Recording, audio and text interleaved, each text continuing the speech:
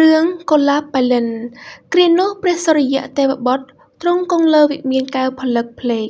ដែលជារថព្រះទីន័ង ទំ ដោយសេះអាយុណី 1000 ទ្រង់បរប្រទក្សិណ ភ្នំព្រះសិនេរុរាជ